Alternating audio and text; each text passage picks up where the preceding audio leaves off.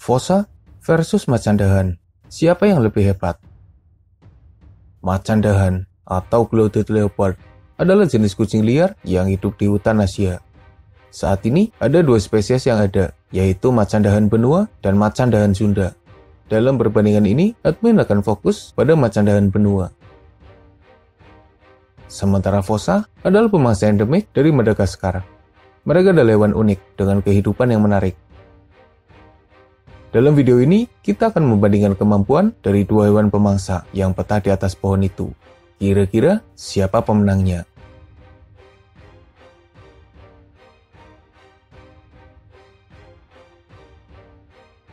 Fossa adalah pemangsa terbesar yang hidup di Madagaskar. Bisa dibilang, mereka adalah raja hutan di Madagaskar. Madagaskar sendiri adalah pulau yang terpisah jauh dari benua Afrika. Jadi tidak heran jika jenis hewan di dalamnya terbatas dan tentunya unik. Fossa bertubuh ramping, panjang tubuhnya antara 70 hingga 80 cm, tingginya sekitar 30 cm, ekornya panjang mencapai 70 cm, beratnya antara 5 hingga 9 kg, tapi ada pula yang mencapai berat hingga 20 kg. Sementara macan dahan, mereka adalah jenis kucing liar yang tersebar di sebagian hutan Asia. Panjang tubuhnya antara 60 cm hingga 1 meter. Tingginya sekitar 50 cm. Panjang ekor mencapai 80 cm. Dan beratnya antara 11 hingga 23 kg. Dari perbandingan ukurannya, macan dahan sedikit lebih besar daripada Fossa.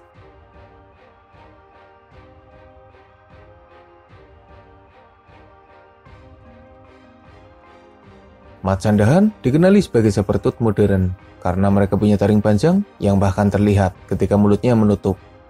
Tubuhnya kekar dengan motif yang indah. Penamaan clouded leopard karena mereka agak mirip macan tutul dengan motif yang mirip awan. Macan dahan terlihat menawan dengan penampilan yang tetap sangar. Sementara Fossa, mereka adalah hewan unik dengan penampilan yang mirip kucing, mirip anjing, tapi juga mirip musang. Bulunya kecoklatan tanpa motif. Tubuhnya kekar, wajahnya dingin, seperti pemangsa buas pada umumnya. Dalam perbandingan ini, macan dahan lebih menawan. Mereka lebih berwarna, dan penampilannya lebih gagah.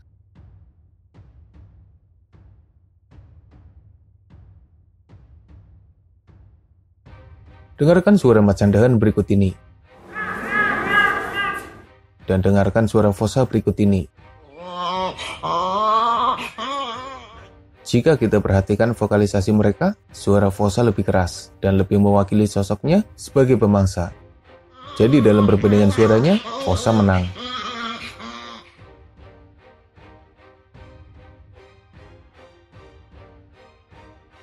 Senjata alami Fossa adalah taring tajam yang ada di mulutnya. Mereka melumpuhkan mangsa dengan gigitan. Cakar tajam di kakinya juga dipakai ketika menyerang. Tapi mereka juga memakainya ketika memanjat atau bergelantungan di pohon.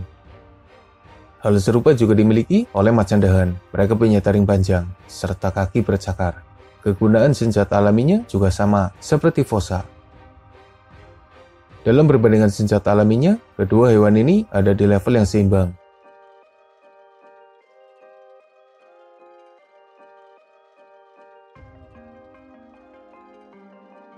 Fossa bukanlah pelari yang menghabiskan banyak energinya di daratan. Mereka jarang berlari atau menjelajahi daratan.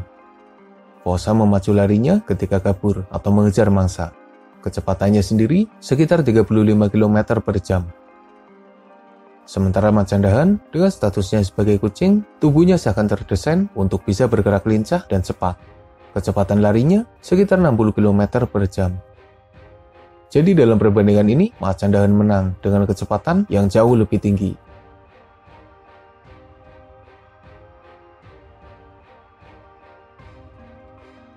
Kedua hewan ini adalah hewan darat yang betah di atas pohon. Bahkan beberapa mengatakan jika mereka adalah hewan arboreal, yang artinya mereka lebih banyak menghabiskan waktunya di atas pohon daripada di daratan. Kemampuannya di atas pohon tidak perlu diragukan lagi. Mereka bisa memanjat pohon, bergerak lincah, bergelantungan, dan melakukan berbagai hal di atas pohon. Kemampuan keduanya seimbang.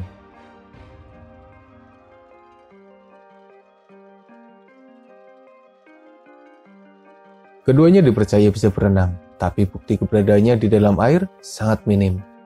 Mereka jarang sekali berada di dalam air. Sepertinya mereka tidak menyukai perairan.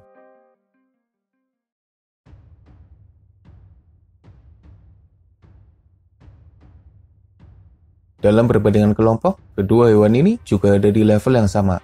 Keduanya adalah hewan soliter. Mereka hanya berkumpul ketika musim kawin atau ketika induk membesarkan anaknya. Mereka jarang sekali hidup bersama. Biasanya mereka menguasai wilayah kekuasaannya sendiri. Dan ketika ada yang mendekat, maka mereka akan melawan demi menjaga wilayah kekuasaannya.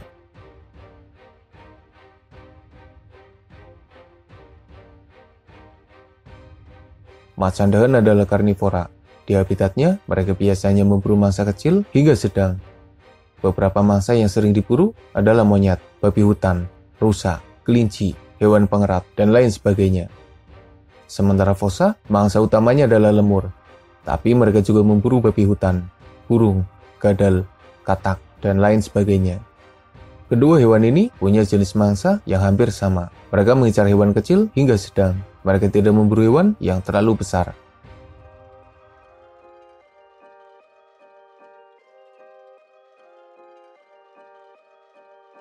Fossa diyakini memburu mangsa dengan mengandalkan sergapannya. Mereka akan menangkap mangsa dan melumpuhkan dengan gigitannya. Cakarnya yang tajam juga berguna ketika mangsa berontak dan coba melarikan diri. Mereka akan menahannya sembari melukai mangsanya.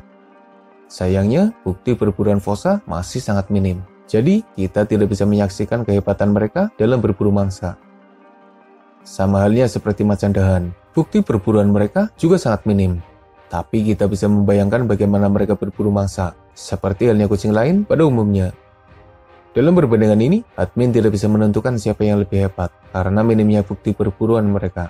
Menurutmu, siapa yang teknik berburunya lebih hebat?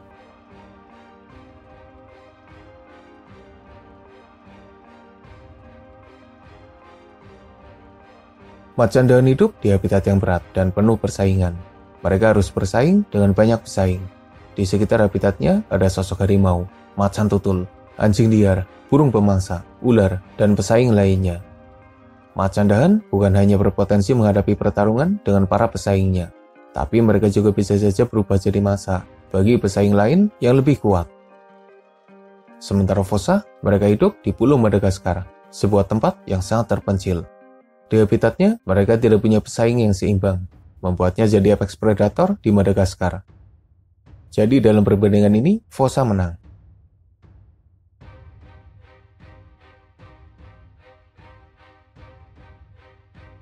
Keduanya adalah hewan liar yang hidup bebas di dalam hutan.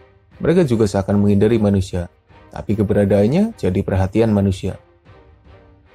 Jika yang memperhatikannya adalah orang baik, maka mereka berpotensi mendapat penanganan positif yang membuat mereka bisa aman. Tapi jika yang memperhatikan mereka adalah orang yang jahat, maka mereka akan ditangkap dan mungkin diperjualbelikan. Dalam perbandingan ini, keduanya ada di level yang sama. Mereka adalah hewan eksotis, pemangsa unik yang luar biasa.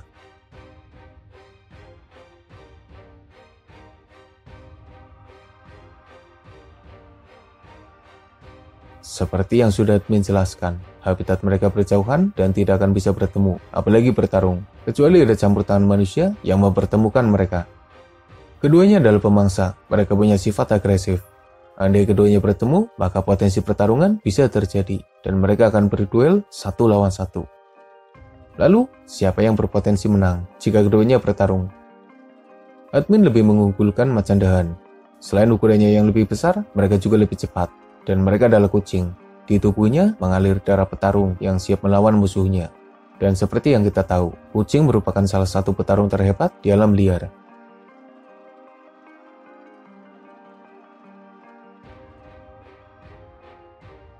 Dari beberapa perbandingan yang ada, fossa unggul dari perbandingan suara serta persaingannya. Sementara macan dahan unggul dari perbandingan ukuran, penampilan, kecepatan, serta menang jika harus bertarung. Jadi hasil akhirnya macan dahan menang jika dibandingkan dengan fossa. Semoga bermanfaat. Makasih udah nonton. Mohon maaf jika masih banyak kesalahan.